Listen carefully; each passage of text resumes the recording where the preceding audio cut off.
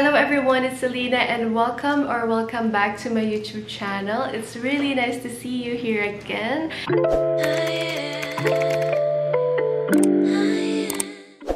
So guys, for today's video, I decided to make a unboxing. Actually, it's like a part 2 or an extension video of my unboxing vlog about my new MacBook Pro 14 inches laptop. So what I'm going to unbox or what I'm going to show to you guys today is the accessories of my new laptop. So of course, hindi naman pwedeng laptop lang ang share ko sa inyo. Gusto ko din i-share sa inyo yung mga accessories or yung mga bagay na magagamit natin for our laptop. Of course, we need a mouse pad, a laptop stand, and whatsoever, or bags like this stuff.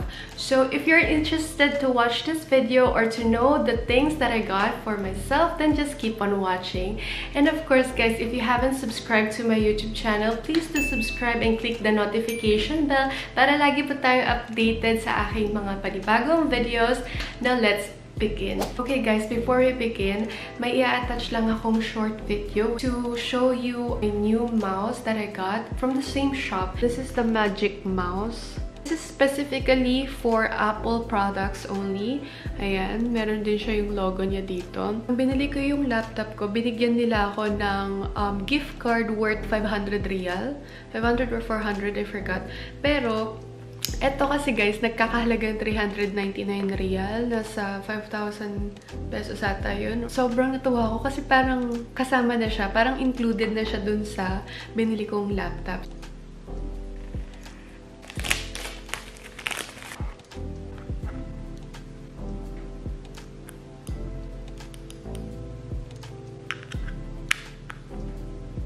Okay guys, so we have here the multi-touch mouse from Apple. It's called Magic Mouse. It has no buttons or wheels, so its entire top surface is touch sensitive, allowing it to respond to gesture for scrolling in all directions. So if you want to move your screen up and down or left to right, ganyan lang siya. It also functions as a regular click mouse. So madali lang tong i-connect sa mas malapit na Apple product or MacBook or iPod. Tapos na to lang yung on and off niya. Ayan guys. Tapos kapag in-on ko siya, just click and magko-connect na siya. See? And so next na ipapakita ko sa inyo yung item that I got from Shopee naman. Guys, sobrang magugustuhan niyo to kasi ako super love ko tong product na to and it has been with me ever since like ilang years ko nang ginagamit. Nung kahit na nasa Pinas pa ako, ginagamit ko siya and sobrang mura. I think it's about like 50 pesos below. So this item is like made out of plastic material pero matibay. Yung malapad na plastic, yung hindi agad-agad nasisira. Ganyan siya, oh. Matigas yung plastic niya. Tapos, yung style niya dito, rubber, parang non-slip siya. Hindi mabilis or hindi madudulas yung ating laptop. Tapos, yung stand niya pala guys, na-adjust kung anong gusto nyong height. Kung gusto nyo mas mataas yung screen ng inyong laptop, pwede nyo, or yung mismo nyong laptop, i-adjust nyo lang tong stand na to. Tapos, magaan siya guys. Ito yung gustong-gusto ko dito sa item na to. Travel-friendly siya. Kaya kahit saan ako pumupunta, or kahit saan akong nagtra-travel noon, tapos nag-vlog ako or need kong dalhin yung laptop ko, lagi ko tong dala kasi sobrang gaan, sobrang tibay, and it's very, very useful or handy. So guys, ayan, add to cart na kung gusto nyo ng ganitong laptop stand. And also guys, if you're interested to check out the items na sinashare ko sa inyo ngayon, I'm gonna leave the link in the description below kasi yung mga items na to are mostly available sa Shopee or sa Shein or sa mga other online shops. So, ayun lang. Sharing is caring lang, guys.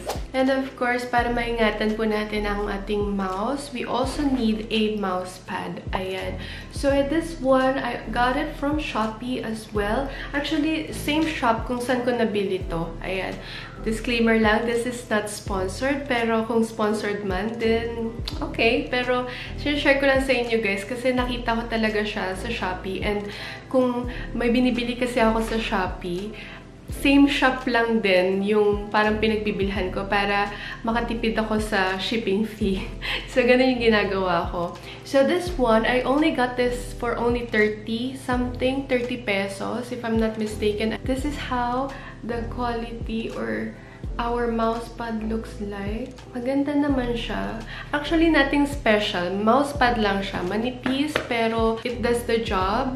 Maganda yung pagka-control ng aking mouse at hindi siya nagagasgas. Also, yung effect niya sa likod, parang may pagka-non-slip din. Tapos, ito yung nagustuhan ko kasi meron siyang wrist support.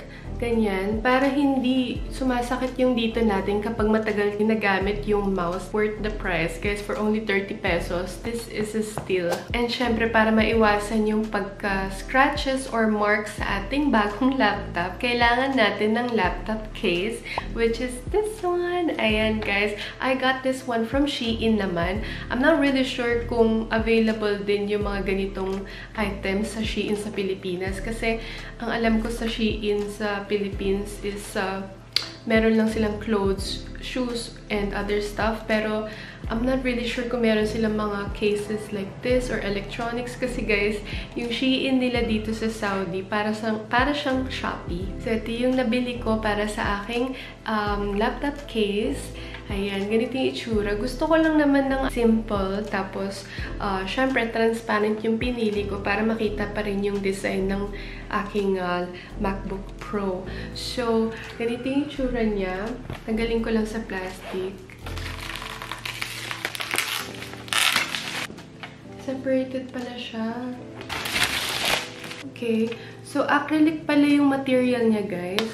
Para siyang plastic na babasagin. Ganun yung style niya. And ang nagustuhan ko dito, meron siyang holes, ayan, para makahinga yung ating laptop. Okay guys, so ikakabit ko muna yung part para sa ilalim. And madali lang ikabit. Parang ipapatong mo lang mismo. Na maganda dito guys, walang nakaharang para dito sa ating ports. Kasi syempre, ayoko yung may harang pa or yung parang may nilulusutan. Kasi nasisira yung ano dun eh, yung plugs or yung ports eh. So, ganyan lang siya, open. Guys, sobrang nakakatuwa kasi tignan nyo naman yung laptop ko ngayon. Mas nagmukha siyang malinis, bago.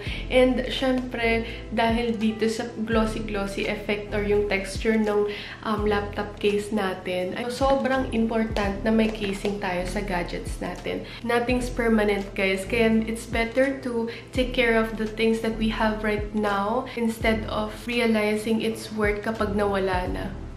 Hugot yan. For the next and last item na ipapakita ko sa inyo, guys, syempre, kailangan natin ng laptop bag. Tada! Yan lang siya. Though yung, yung amoy, parang may strong chemical scent, gano'n. Ayan lang siya. Ayan. Tapos yung kinuha ko, parang good for 14 inches or 14.9 inches siya. Tapos, kakabit nyo lang to para may pang sling bag. Tapos, nandito yung holder niya. Ayan, nakatago. Nagustuhan ko dito sa laptop bag na to, guys. Meron siyang compartments. Ayan, kung saan pwede nyong ilagay yung mousepad nyo or yung laptop stand or ballpen or any notepads or other stuff. Both sides, may foam siya. Hindi siya katulad ng ibang laptop bag na nakikita ko, guys. Yung mga makakapal talaga na may pagkamabigat. This one is very light. And also, super bet ko yung meron siyang sabitan para sa ating luggage. Ayan. And that's all for today's video, guys. I hope na nakatulong tong video na to, especially for those who are like me, who have new or have laptops, guys, para maingatan ang ating gamit. And guys, of course, if you enjoyed watching this vlog, please don't forget to leave a thumbs up and do subscribe to my YouTube channel if you haven't subscribed yet, and click the notification bell so that you will be notified whenever I upload new videos. So thank you so much for watching. See you soon, guys, on my next vlog. God bless. Bye!